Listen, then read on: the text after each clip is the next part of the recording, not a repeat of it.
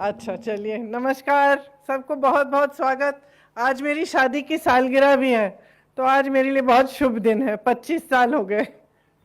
मुझे खूब बधाई भेजिए जहां भी हैं आप।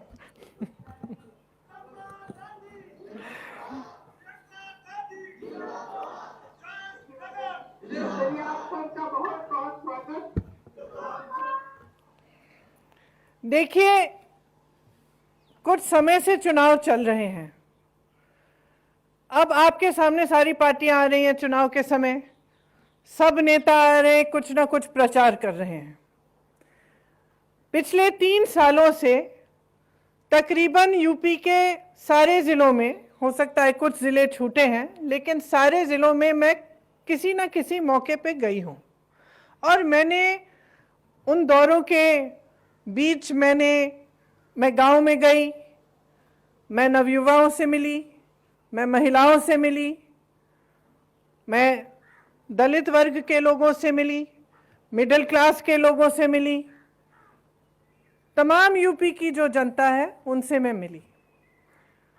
उनमें से एक ऐसा जना नहीं था जो मुझे बता पाया कि पिछले 5 सालों में भाजपा के राज में उनकी तरक्की हुई है।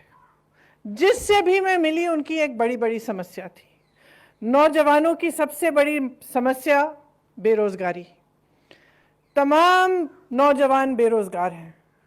किसी भी शहर में जाएं, पढ़े लिखे बच्चे हैं, आप जैसे माता पिता ने उनको मेहनत से, अपने खून पसीने से कमाकर उनको पढ़ाया। क्वालिफिकेशंस हैं, कोई आईटीआई पास है, किसी ने बीए की है, किसी ने एमए की है, लेकिन रोजगार नहीं मिल पा रहा है। इस तरह से किसानों से मिली।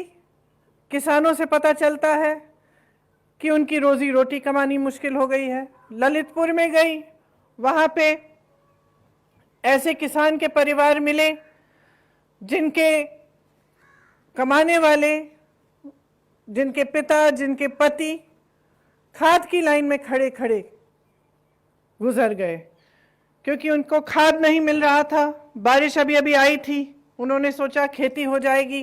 खाद की लाइन में, खाद वितरण केंद्र में गए, खाद की लाइन में खड़े हुए। डर लगा कि घर चले जाएंगे खाना खाने या थोड़ा सा आराम करने, तो खाद नहीं मिलेगी, तो घर नहीं गए।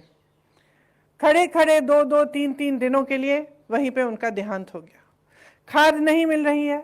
उसी समय ललितपुर में जब हम उस दिन वहां थे, हमने कहा कि चलो हम सरकारी खाद केंद्र देख लेते हैं, वितरण केंद्र। सारे सरकारी वितरण केंद्र बंद थे, सिर्फ प्राइवेट वाले खुले थे, और वहां पे बड़ी बड़ी लंबी लंबी लाइनें थी। इसी तरह से किसान बिजली के बिल, पेट्रोल डीजल की महंगाई से त्रस्त है, परेशान है, कमा नहीं पा रहा है, उसे दाम नहीं मिलता सही। न गेहूं का दाम मिलता है, न धान का दाम मिलता है, न गन्ने का दाम मिलता है। तो इस परिस्थिति में इंसान क्या करे? आगे बढ़िए। महिलाओं पर अत्याचार पे अत्याचार हो रहा है। जहां जहां मैं जाती हूं, ऐसी महिलाओं से मिलती हूं जिन पर अत्याचार हुआ, सबसे पहली चीज मुझे ये बताई जाती है कि दीदी, प्रशासन ने, पुलिस ने हमारी मदद नहीं की। जिसने अत्याचार किया उसकी मदद हो रही है।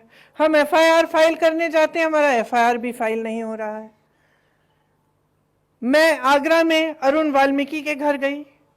अरुण वाल्मीकि के पूरे परिवार के 18 सदस्यों को बेवजह पुलिस ने उठाकर पुलिस थाने में उनकी पिटाई की। 3 दिनों के लिए पिटाई की। ऐसी पिटाई की कि मैं उसका आपके सामने मैं उसके बारे में बोल भी नहीं सकती। किस तरह से उनको पीटा गया। उनकी पत्नी, जिनका 1 महीने का बेटा था, का बच्चा था, उनको भी पीटा गया बेरहमी से। अरुण वाल्मीकि की मृत्यु हो गई।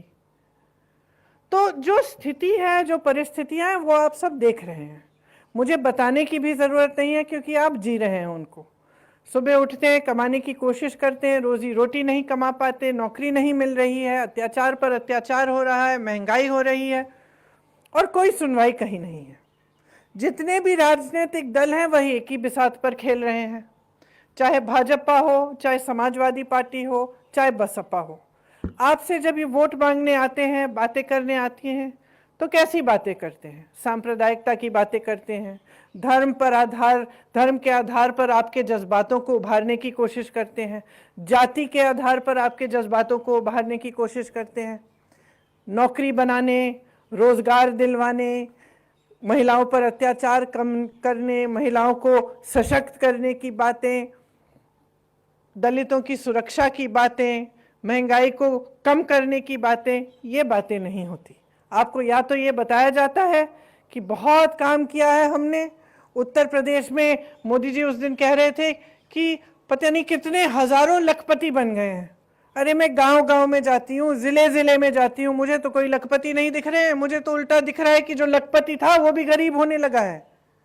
सिर्फ और सिर्फ भाजपा की जो राजनीति है वो सिर्फ और सिर्फ अपने बड़े उद्योगपति मित्रों के लिए बनती है। उनकी नीतियां उनके लिए बनती है, उनकी राजनीति उनके लिए चलती है, उनकी मीडिया भी उनके लिए ही चलती है। आपने देखा होगा कि किसान कानून लाने की क्या कोशिश की उन्होंने। अगर किसानों ने 1 साल के लिए आंदोलन नहीं किया होता और अगर उस आंदोलन के अंत में चुनाव नहीं आ रहा होता तो मैं आपको दावे के साथ कह सकती हूं कि कोई बदलाव नहीं आता। मोदी जी आपके सामने आकर झूठे आंसू बहाकर आपसे माफी नहीं मांगते उन कानूनों के लिए अगर चुनाव नहीं आ रहा था। 1 साल बीत गया, किसान दिल्ली के बॉर्डर पे बैठे रहे, चाहे वो यूपी के किसान थे, पंजाब के थे, उत्तराखंड के थे, हरियाणा के थे, आंदोलन किया, कोई उनकी सुनवाई नहीं हुई। सारे किसान कह रहे थे कि ये जो आप बिल ला रहे हैं ये हमारी भलाई के लिए नहीं है, लेकिन भाजपा